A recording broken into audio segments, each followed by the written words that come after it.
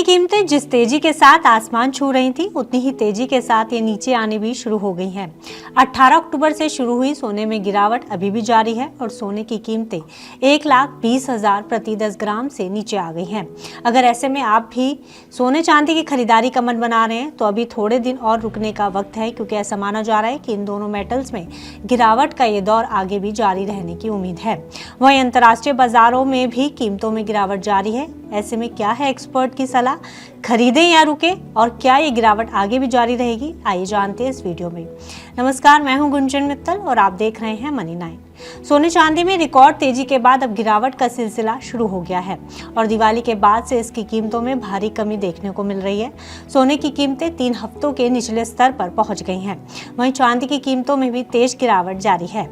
2025 में अब तक सोने की कीमतें 51% चढ़ी थी, लेकिन मात्र अक्टूबर महीने के पीक से सोना अभी तक 10 से 11% तक टूट चुका है। वहीं चांदी भी अपने उच्च स्तर से 16% से ज्यादा टूटी है। India Boolean and jewellers association पर 24 कैरेट गोल्ड ने 17 अक्टूबर को 1,30,874 रुपए का ऑल टाइम हाई छुआ था। मंगलवार 28 अक्टूबर तक इसकी कीमतें 1,18,043 रुपए प्रति 10 ग्राम तक पहुंच गई हैं। यानी पिछले 12 दिनों में सोने की कीमतों में 12,000 की गिरावट आई है। वहीं चांदी की कीमतों ने 14 अक्टूबर को 1,78,100 रुपए प्रति किलोग्राम के ऑल टाइम हाई के साथ जादुई आंकड़े को छुआ था। वहीं चांदी भी अपने ऑल टाइम हाई से 36,000 रुपए तक गिर चुकी है। चांदी की कीमत 1,41,896 रुपए प्रति किलोग्राम तक पहुंच गई है। यानी पिछले 15 दिनों में दामों में भारी गिरावट दर्ज हुई है। हालांकि बुधवार को दोनों ही मेटल्स में मामूली बढ़त देखने को मिली है, लेकिन कीमतें अभी भी कम हैं। वहीं मल्टी कमोडिटी एक्सचेंज यानी MCX पर आज सोना 439 रुपए चढ़कर 1,20,085 रुपए प्रति 10 ग्राम पर ट्रेड कर रहा है। वहीं चांदी की कीमतें 950 रुपए उछलकर 1,45,292 रुपए प्रति किलो पर पहुंच गई हैं। हालांकि इंटरनेशनल लेवल पर सोने में गिरावट देखने को मिल रही है। बुधवार को स्पॉट गोल्ड 0.88% लुढ़क कर 3,970 रुपए डॉलर प्रति ऑन्स पर ट्रेड करता हुआ नजर आ रहा है। भारत के अंदर त्योहारी सीजन खत्म होने के बाद जो त्योहारी प्रीमियम था वो यहाँ पर कम होता हुआ दिखाई दिया है और त्योहारी डिमांड भी यहाँ पे कम होती हुई दिखाई दे रही है, जिसका असर भावों में पड़ता हुआ नजर आ रहा है। साथ साथ अगर हम देखें तो अब फेडरल रिजर्व की इंटरेस्ट रेट को लेकर मीटिंग है। अगर वो यहाँ पर इंटरेस्ट रेट कट करते हैं तो फिर भावों को सपोर्ट मिल सकता है। हालांकि हमने जियोपॉलिटिकल टेंशन अगेन इजराइल और गाजा में आती हुई देखी है और प्लस जिसकी वजह से लग रहा है कि जो गोल्ड सिल्वर को लोअर लेवल पे खरीदारी देखने को मिल सकती है। आगे भारतीय बाजारों में शादियों का सीजन भी है, जिससे गोल्ड सिल्वर को सपोर्ट मिल सकता है। हमें लगता है कि भावों में कुछ और गिरावट देखने को मिलेगी, मगर ये जो गिरावट होगी ये खरीदारी का मौका होगी और हमें लगता है कि फिर भाव लोअर लेवल से रिकवर होते हुए नजर आ सकते हैं।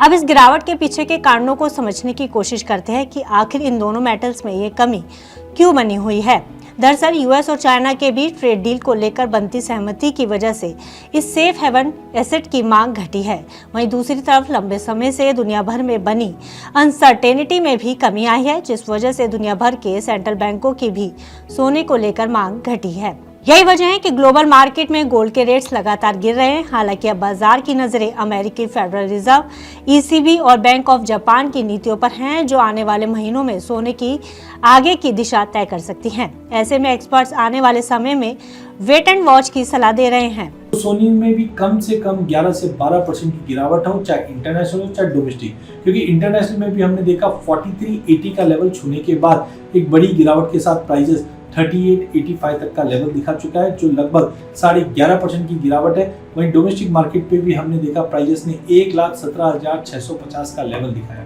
तो कुल मिला के एक बड़ी गिरावट आई। बट क्या ये गिरावट और बढ़ेगी? तो एज ऑफ नाउ मुझे लगता है कि यस, जिस ढंग से यूएस और चाइना की जो बैठक कल होने जा रही है, यहाँ पे उम्मीद जताई जा रही है कि एक तरह से टैरिफ वॉर है वो कम हो सकता है। वहीं दूसरी ओर अगर हम देखते हैं तो फेड की बैठक है आज रात को और उम्मीद है कि कहीं ना कहीं 0.25 का रेट कट तो होगा, बट दिसंबर में और 2026 के लिए आउटलुक क्या होने वाला है ये बताएं। तो एक तरफ रेट कट होती तो सोने को सपोर्ट मिलता है, वहीं यूएस और चाइना के बीच में अगर ट्रेड संधि हो जाती है तो सोने पे गिरा। इसी के असमंजस में मार्केट इमीडिएट में तो बहुत ज्यादा वॉलेटाइल रहेगा, बट हमारा मानना है कि इतनी बड़ी गिरावट के बाद एक थोड़ा जंप आ सकता है, जहाँ पे सोने और चांदी में थोड़ा उछाल जरूर है।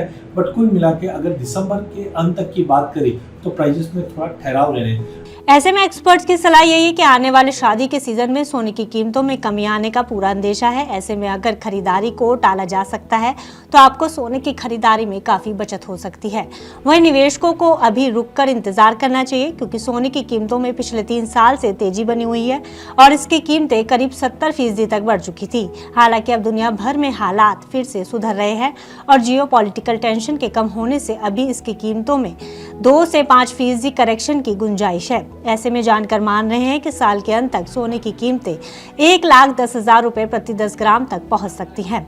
हालांकि इसे हेल्दी करेक्शन माना जा सकता है, ना कि लंबी गिरावट।